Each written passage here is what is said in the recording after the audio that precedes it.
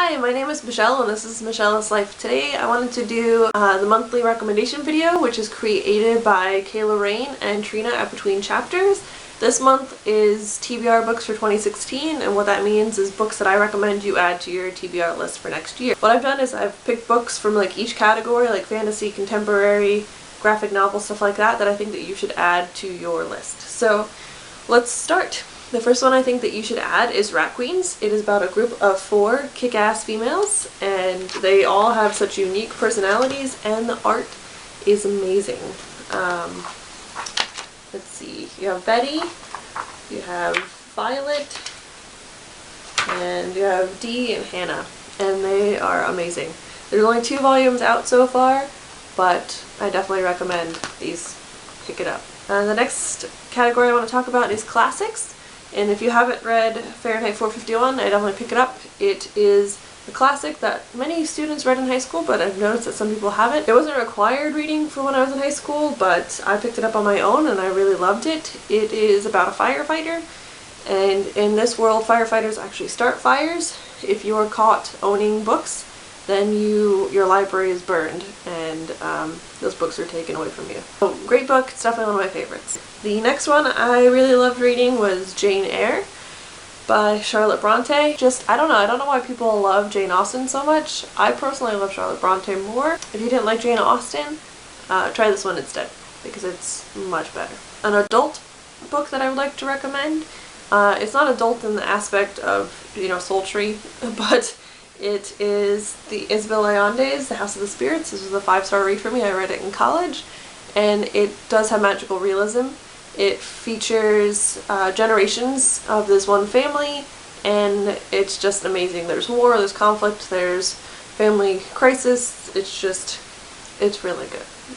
This is my fantasy section. The first one, obviously, is Throne of Glass. I loved this series. I'm all cut up. I read this one, Crown of Midnight, Heir of Fire, and Queen of Shadows. They're all amazing. They get better and better and better. So if you weren't a big fan of this one, I definitely recommend continuing on with the series, because it literally just gets better. The female friendships get better. The romance, not so much. I'm not a big fan of the romance in the series, but the action, the adventure, storytelling, the world building, the plot, it all gets better. So definitely pick that one up. If you're looking for something creepy, I definitely recommend The Diviners and Layer of Dreams by Liv Bray. I read them both this year, and I'm not a big fan of creepy, but this was just the right amount, enough to haunt my dreams, and I couldn't read it at night. But it does take place in the 1920s, and those elements were really great, and I loved the dialogue and just the catchy 20 phrases. And I met her at YALLFest, and she's just a great person, great author, and I can't wait to read the Gemma Doyle series this upcoming year. So that will be on my TBR. Your TBR should have The Diviners on it. Next is The Walled City, and I'm not sure if this would really count as a fantasy because it is based on history, so maybe it's like a historical fiction. I did a review of this book, so if you want to check that out. I just read it last month, or I haven't read it this month? Read it this month. And I gave it 5 stars.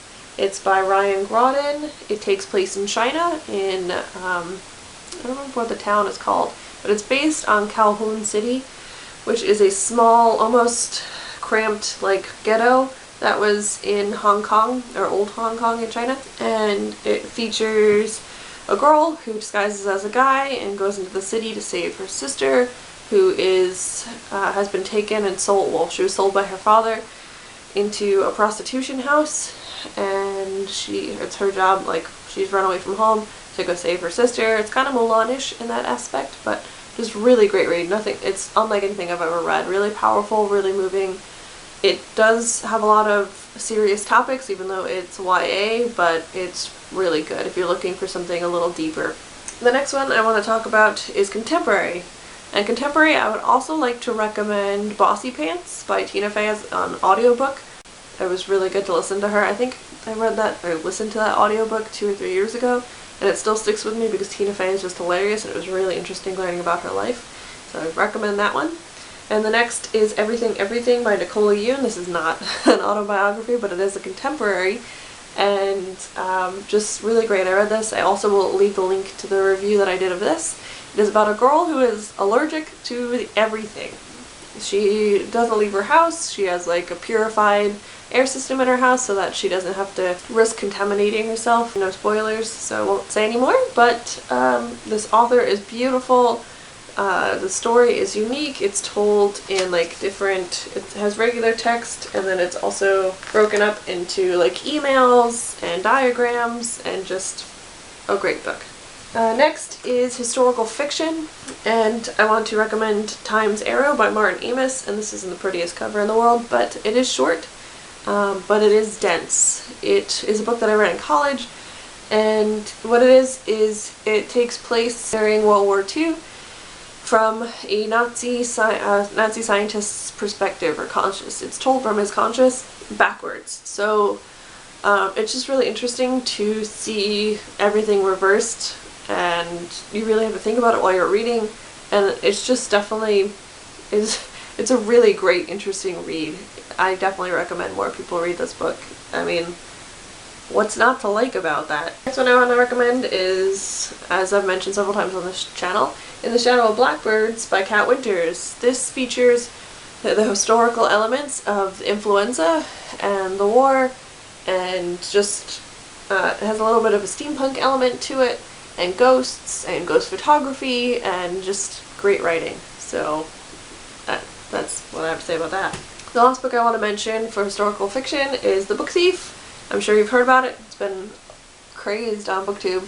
Marcus Zusak is also a movie, so it'd be great to add to your TBR list. So you could read the book and then watch the movie. The movie's not that great, but it's a good movie, you know, outside of relating to the book. So it is told by the perspective of death, which is also really cool. And then the last book I want to talk about is science fiction. I still don't own the copy yet, but it is The Body Electric by Beth Revis, and it's really good. I guess that's it for this video. This was my monthly recommendations video. If you liked it, give it a thumbs up. I will have more videos coming your way, so stay tuned and subscribe. Bye.